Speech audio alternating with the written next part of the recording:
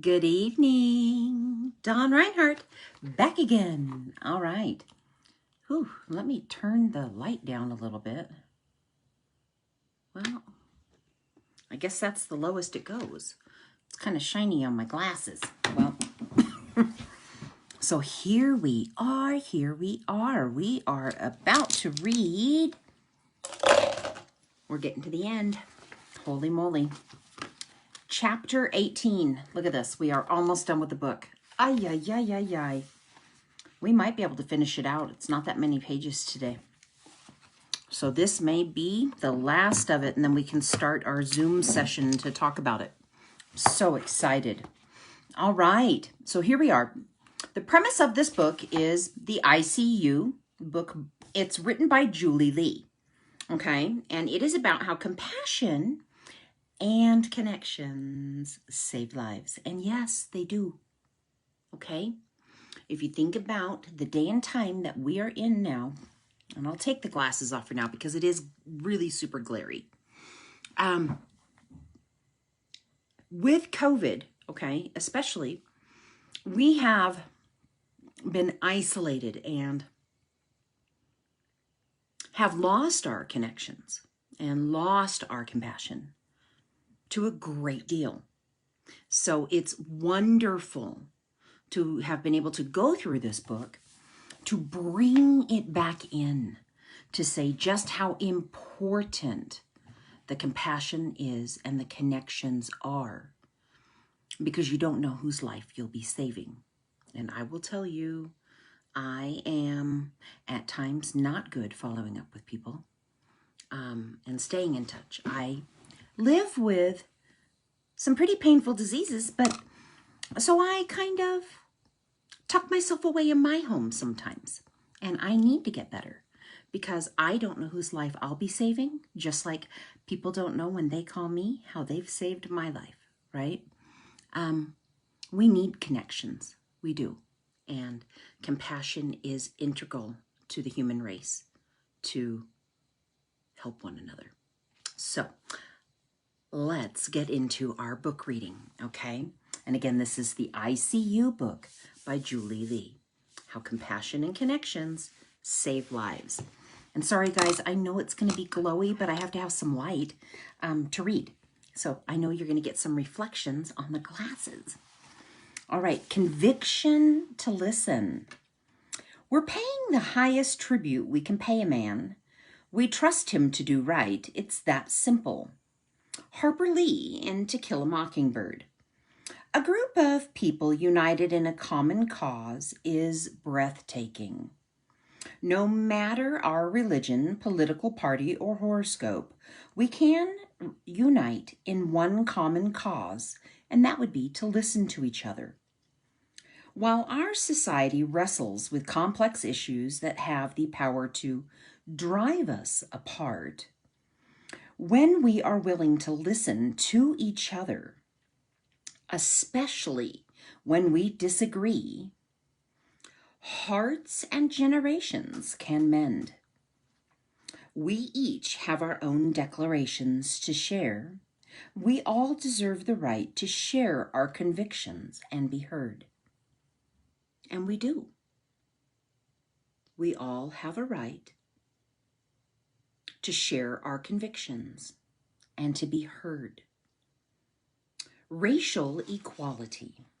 There are diverse races across the planet, each deserving our love and respect. Two races that have a complex history are African Americans and Caucasians, one more commonly referred to as black and white. At times, I've heard both black and white people share frustration. Some of my white friends tell me they're sick of the race conversation because they leave these exchanges feeling like they've always... that they're always being the bad guys, no matter how long it's been since the Civil War. They say they don't look at black people as less than they want to be. Black people as less than. They want to be on even ground and move forward. They don't want to be judged by their white color of skin or because the choices of the people they never knew or agreed with. I see you, my white friends. I get that. I've had black friends tell me they're tired of white people acting ignorant to the fact that racism still exists. They've had experiences when they felt mistreated because of the color of their skin. My black friends don't want to have their history and personal experiences ignored or brushed aside. I see you, my black friends, and I get that too. All races deserve to be seen. They come to the table with different deck of cards, and we need... Sorry, that was starting to whistle really loud, and it was starting to bother me. All races deserve to be seen. They come to the table with different decks of cards, and we need to be listening to both perspectives. In the 60s, my dad attended high school in Hightstown, New Jersey. During the weeks of race rioting, a black gang tried to jump him in the hallway. He was grateful to a member of the gang, his friend, who stood up for him. Conflicts between black and white people continue long past my dad's high school days. My husband grew up in a suburb of Philadelphia, where his high school was known for its lower economic population and its gifted basketball team. Rob's senior year, he was the only white player on an otherwise all-black basketball team. He noticed that the same teammates he outplayed during practice were often the players that started the game. While he waited for his turn on the bench, he couldn't help but wonder if his coach wasn't playing him because he was the white one. And stereotypically, black players are believed to play basketball at a higher level. It was a frustrating season for him. He was grateful to an assistant coach who recognized the unfair treatment. On the flip side, Rob witnessed his black teammates dealing with harassment. He remembers one particular game when the opposing team, which came from a much wealthier and whiter high school, called his teammates racially charged terms right there on the court, like monkey. That's terrible. Rob's coaches responded by inspiring the players to work much harder, and it worked. Rob's team won. Yes, racism does exist.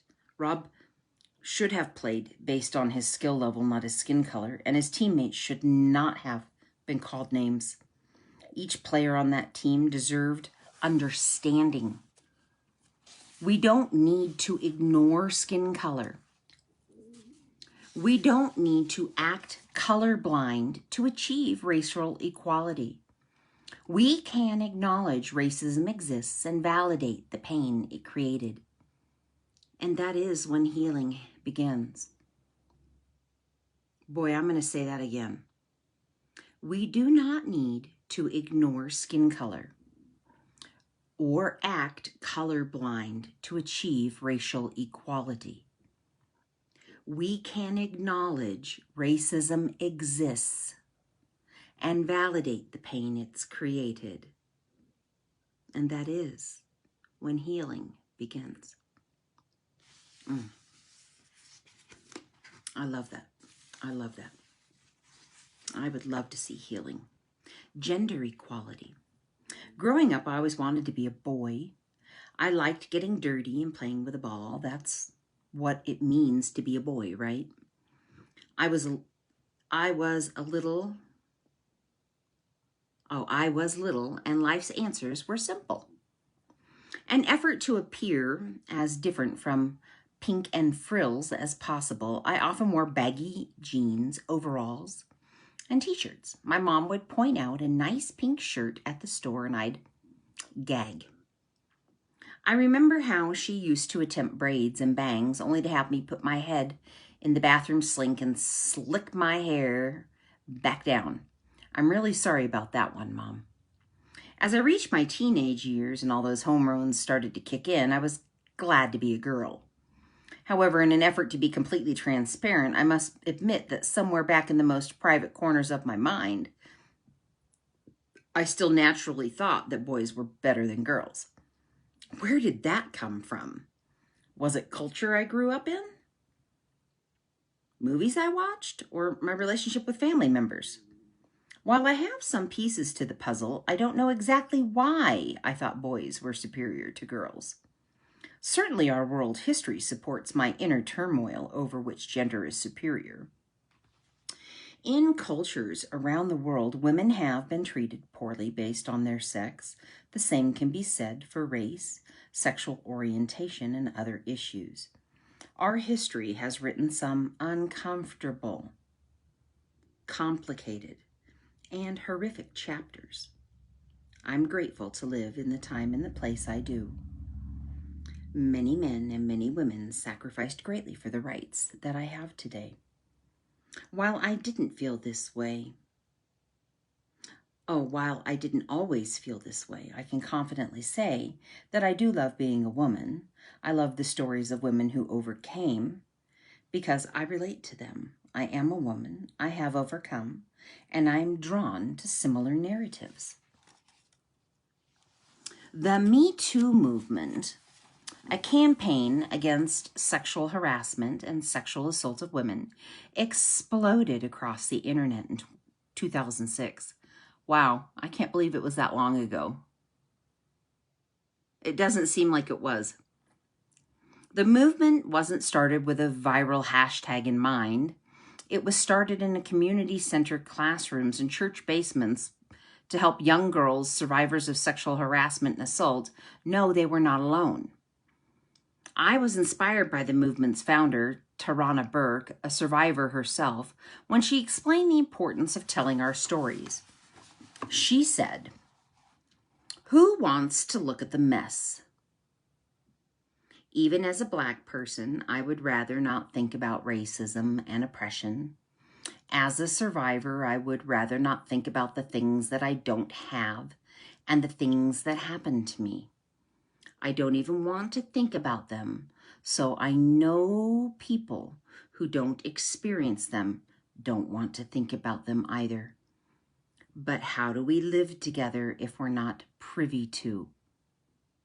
Hold space for everybody's experiences and reality. How do we coexist? If you can't hear me, then I think you cannot see me." Whether we are male or female, the past and the present tells us unsettling stories about our gender.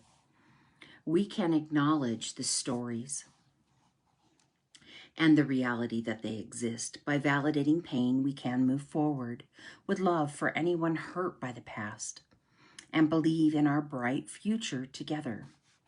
I'm sad when I see the media and other sources portray men as less than. I recently noticed a picture on social media. It was a snapshot of a group of women standing outside the state capitol building.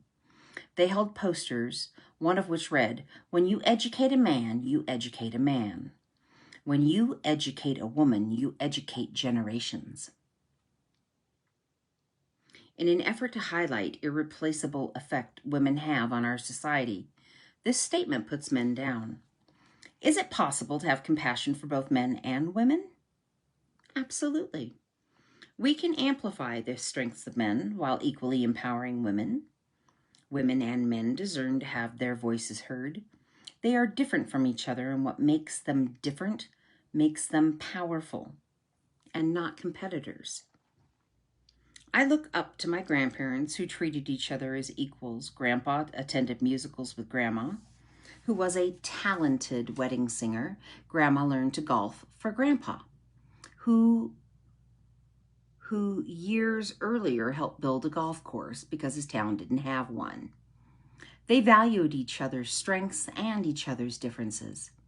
We can strive to highlight the strengths of others, the way they did for each other.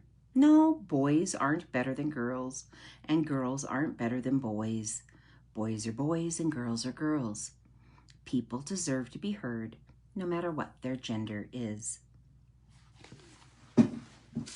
Sexual orientation equality. Sorry, guys. I was bad and drank a little extra caffeine today because I was tired. So I got to get my water in. Okay. I have witnessed hearts heal as gay and straight people strive to understand each other. Coming out is a metaphor for a gay person disclosing their sexual orientation. depending on how many factors, coming out can be vulnerable and even frightening experience. While there are many coming out stories, my friend Ben's is one of my favorites. Ben spent much of his life wishing to be dead and straight instead of being what he was, alive and gay.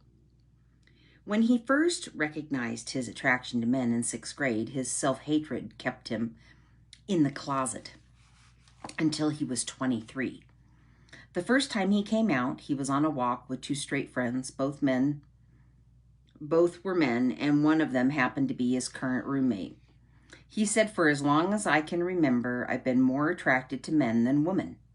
In a moment of true, genuine concern, Ben added, "I understand if you don't want to be my roommate anymore." His friend responded, "Why wouldn't I want to be your roommate anymore? You're the same person you've always been." This example of 2 men, one straight and one gay, respecting each other's sexual orientation is moving. Ben was respectful of his straight friend's need to be comfortable, and his friend answered him with love and acceptance. Having been filled with the shame for so long, Ben said this about the exchange. "For me, that was when my heart started to heal, knowing that my friends weren't going to reject me, that they would be there for me." As we love people, regardless whether or not sexual orientations are the same, we can remember the sentiment by Fyodor, I can't say his last name, Dostoevsky. Love makes people feel equal. I like that. Love makes people feel equal. Validation heals. The healing that comes from validation is real. When we listen and emphasize with others, they're able to clear out the mental space for growth. I learned this for myself when I began processing out loud the complicated experiences from my childhood and had my feelings validated by others. My healing process was accelerated. There's a reason the Pride Parade started. It's because gay people have been attacked in bathroom stalls and beaten to death. There is a reason we celebrate Black History Month. It's because Black people were sold like property and treated like animals. There is a reason I love pump me up girl power songs. It's because I spent a lot of my life wondering if men are more capable than women. We all need love, validation, and a listening ear. Validation is saying you are worth my time and love because you are a human being, whether I agree with you or not. While our compassion and connection won't heal all wounds, because we can't fix others, it's the best chance we have to soften hearts and create new beginnings where everyone gets a turn at the microphone. That's your cue, Michael Jackson. And I'm starting with The Man in the Mirror. Listening to someone in whatever chapter of life they find themselves is a brilliant choice. So the bottom line, we can find common ground as we listen to each other. Validating someone's experience creates healing and the ability to move forward. And that was our chapter today.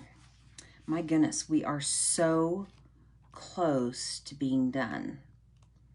I think we can finish it next Sunday because we just have chapter 19 and 20. And then 21 is just a couple pages. So, oh my gosh, we will be done reading this book.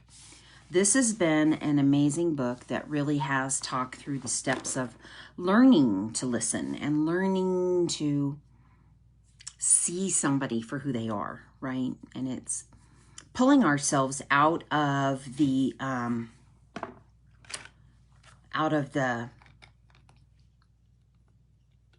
I need to talk kind of framework, right? We do need to let our friends and our loved ones have the ability to speak their mind, right? Hi, Kenitra, how are you? Yeah, so we do. And the more we listen to people, right, the more we see them for who they are. And the way this landed today is so right. It's not whether we agree with each other. It has nothing to do with that. It's about listening, right? Because everybody has a voice. Let's listen to it, right? And that includes you. You have a voice, and we want to listen to it. And that's where this connection and compassion really, really comes into play.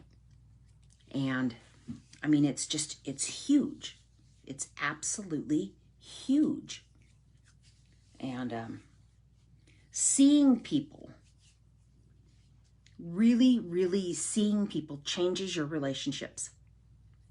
It really does. It changes your relationships because the connections are deeper, right? They just are deeper. They are. So anybody else have any thoughts tonight on the chapter? Anything that you guys want to talk about? I can't believe we're finally almost done with this. It started this summer as something that I thought would be good, and it just kept going. And I love being able to share books that I've read. I love being able to share books that I know through that process, right, can help more than just me. Because see, I was so lucky. I got this book from, I got turned on to this book from a friend of mine that was with a company that I used to be with, a direct marketing company. A friend of hers had written it. And she had made a post about it, and that's how I got it. And I just thought, you know, it has such a profound impact on my life.